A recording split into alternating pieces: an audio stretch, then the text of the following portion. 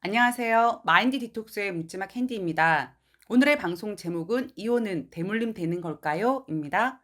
구독과 좋아요를 꼭 눌러주세요. 외도, 폭행, 폭언, 중독, 성격 차이, 성적 차이, 집안 갈등 등 수없이 많은 이유로 이혼을 하게 됩니다.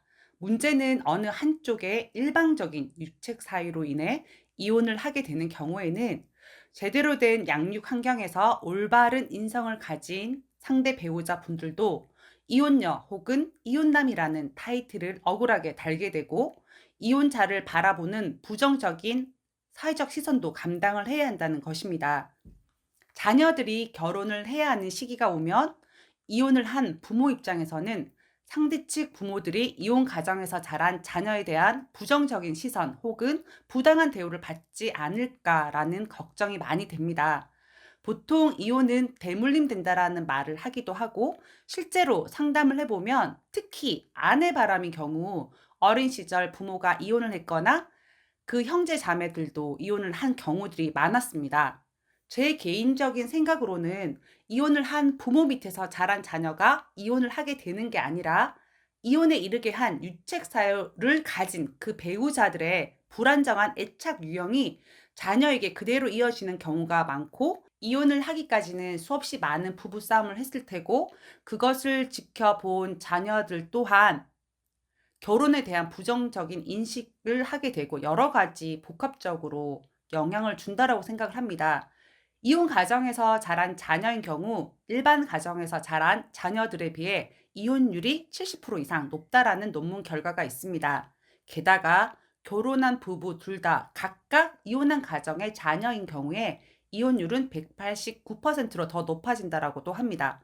그렇다면 이혼의 대물림은 유전이라는 단어로 저는 표현하기보다는 세대 전이라고 표현하는 것이 맞다라는 생각이 듭니다. 또 다른 측면에서는 부부 관계가 좋지 않고 계속 싸우는 부모지만 이혼만 하지 않은 집안에서 성장한 자녀보다는 어떤 사유이든 이혼을 선택해서 전 배우자를 원망하고 탓하고만 사는 게 아니라 자신의 행복을 추구하고 어느 정도 자녀를 정서적으로 충만하게 키워온 편부모 가정의 자녀가 더 나은 정서와 미래의 결혼 생활을 더 잘 유지하지 않을까라는 생각을 합니다. 즉, 결혼을 유지하는 것이 옳고 긍정적이고 이혼을 하는 것이 부정적이고 나쁜 것이라고 단정할 수는 없다라는 겁니다. 가장 좋고 이상적인 건 결혼 생활을 유지하면서 자녀들에게 흠뻑 좋은 애착을 형성하고 좋은 표본적인 모습을 보여주는 게 제일 좋겠죠. 네, 그게 안 될 경우를 생각해서 말씀을 드렸고요. 그럼에도 이혼 가정의 자녀들의 이혼율이 높은 건 사실입니다.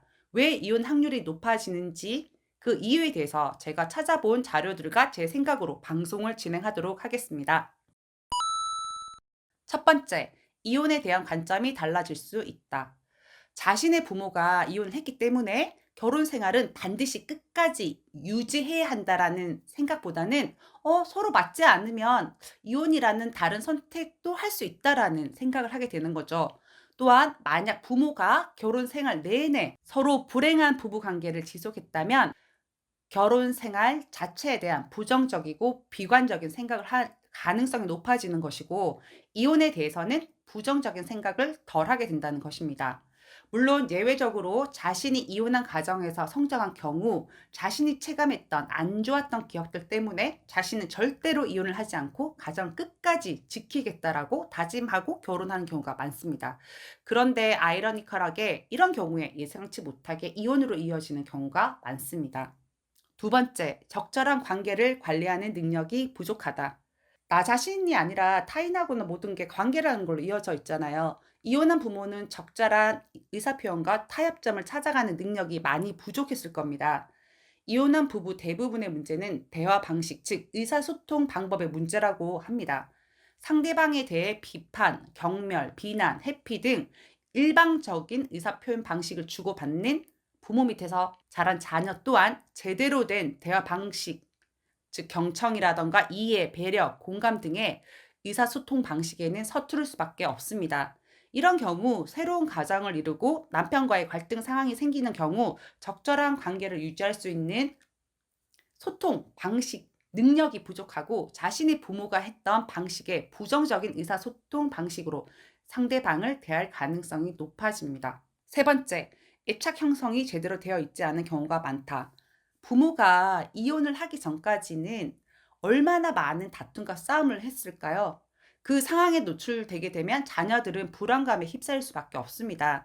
특히 첫째 자녀인 경우에 남편과의 불화에 대한 불만과 스트레스 등을 첫째 자녀에게 쏟아내어서 어린 자녀가 엄마의 그 감정을, 슬프고 아프고 우울하고 힘든 감정을 그대로 받아들이는 감정의 쓰레기통 역할을 했던 경우도 많았거든요. 특히 아내 바람인 경우에. 엄마가 힘든 것 같으니까 힘없는 자녀는 그걸 그대로 받기만 하다 보니까 성장하고 성인이 되고 나면 불행했던 집에서 나와 독립을 하거나 결혼 등의 탈출구를 통해서 이른 나이에, 아주 어린 나이에 불행했던 자신의 가정에서 벗어나고자 하는 경향이 큽니다. 제대로 된 사랑을 받지 못했기에 불안정한 애착은 그대로 자신이 결혼하고 나서도 그 자녀에게도 대물림되는 경우가 많습니다. 받지를 못했으니까 주지를 못하는 거죠. 방법을 모르니까. 제대로 된 사랑을 받지 못한 경우에 결핍이 크고 끊임없이 상대 배우자에게 사랑을 갈구하게 되고 상대 배우자가 100을 줘도 그게 만족을 못 하거든요. 상대 배우자에게서부터 채우지 못하게 되면 상대 배우자를 질타하고 외도라던가 다른 방법을 통해서 해소하고자 하기 때문에 그런 행위로 인해서 이혼을 하게 되는 결과로 이어지기도 합니다. 네. 지금까지 세 가지로 제가 살펴봤고요. 요즘은 새 집 건너 한 집은 이혼한 가정이라고들 하는데요. 그럼에도 한 가정을 끝까지 지키지 못하고 이혼 가정의 자녀로 만들었다는 미안함과 자책감이 많이 듭니다. 세상에 원인 없는 결과는 없다라고 합니다. 상대 배우자의 일방적인 유책 사유인 바람, 외도 등으로 이혼을 선택할 수밖에 없는 우리들 입장에서는 이혼은 대물림이라는 이런 사회적인 시선들이 부당하고 억울하다는 생각까지 들기도 할 겁니다. 저도 그렇고요. 제 생각은 우리 스스로 한 가정 부모 밑에 자녀 혹은 자신이 이혼했다라는 자책감을 스스로 느끼지 않았으면 합니다.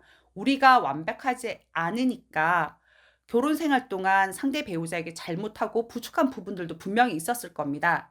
그럼에도 법적인 혼인 관계를 유지한 상태에서 다른 이성과의 정서적, 육체적 관계를 맺는 행위는 상대 배우자, 즉 우리들이겠죠. 의 영혼을 말살하는 살인 행위라고 생각합니다. 부부가 백년해를 하면 얼마나 좋겠습니까? 자신의 자녀가 낳은 손자들하고 같이 한 가족을 이루면 얼마나 좋겠어요.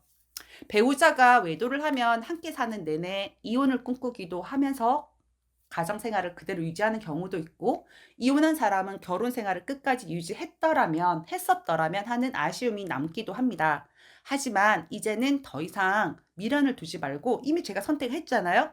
내가 선택한 상황에서 내가 행복해지는 방법을 찾아서 정말로 행복한 사람으로 살아가는 모습을 자녀들에게 직접 보여주시는 게 좋지 않을까요? 그러면 우리 아이들도 행복한 삶을 살게 될 거라고 믿어 의심치 않습니다. 오늘 방송은 여기까지 하도록 하겠습니다. 네이버 카페에서 묻지마 캔디 마인드 디톡스로 검색을 해주세요. 상담을 통해서 여러분들의 문제 해결에 실질적인 솔루션을 제공해 드리겠습니다. Have a sweet mind detox. 다음 방송일에 우리 또 만나요. 안녕.